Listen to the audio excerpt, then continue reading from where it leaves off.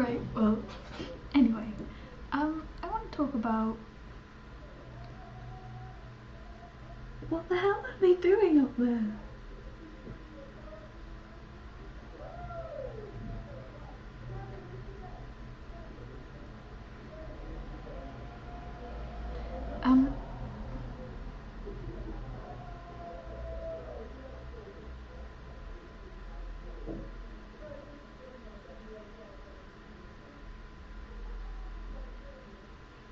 Now there's just like a whole minute of me randomly staring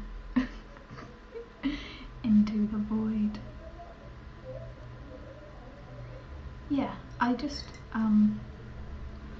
want to address a few things. A few things about shipping, like what is shipping, and so, like specifically K-pop, because it is kind of different. You know, you have to treat it differently because partly because they're real people, like they're actual people, and also because although they are real people, they're sort of characters. You know, they're manufactured people. I'm sorry, I know what I mean. Yeah, so it's very much different than say like established characters, like, you know, in fiction or whatever. Sorry, every time I say fiction I just hear beast in my head. Yeah, so shipping, to put it short, is like the grouping together of two or more people. It's like bringing them together in a relationship, right? And yeah, it's more often about like potential relationships. But I want to define that as well. Like when I'm saying relationship, I don't mean like romantic relationship, boyfriend, girlfriend. I mean like two humans and what's going on between them. So yeah, that sort of like brings me on to the next point, which is that they're not even necessarily about sex or sexual attraction, which is a massive like thing that people seem to think it is. It's not. That's not what shipping is. Like, there is like a, you know, probably the majority is about like romantic relationships, but it's not necessarily about that. Like, I really hope someone isn't getting murdered up there. What the hell? Yeah, like, so some of them, like, for example, some of the ones I ship aren't romantic at all in any way. Like Hunhan, EXO. I'm sorry, this is going to be like 99.9 EXO ships. But I don't ever see them as anything like sexual, meaning like romantic and, you know, more adult, and that's not an element in it. It's really hard to explain, but yeah, I see them as more like a brotherly, an older brother, younger brother. Like the relationship play is completely different. So it's not always about sex. And another point, it's fictional, yeah, obviously, but there's more often than not rooted in fact somewhere, you know, like they are friends, they do know each other in real life. Like, it's not like Hermione and Snape, like, you know, although I can see like why people would ship that, you know. But yeah, so they're usually rooted in like something real, especially those that have like more of an actual real relationship, like Kaisu maybe, like, you know, or like Shuhan is, yeah, I think we all know what's going on there, like, just saying.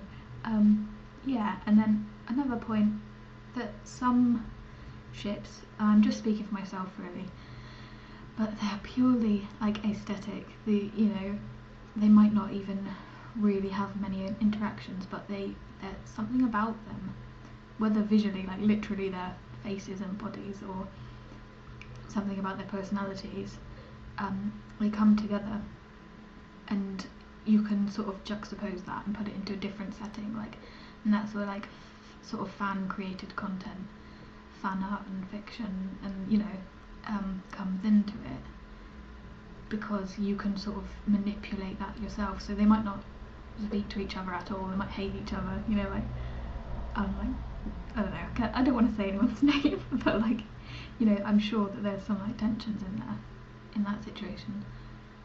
But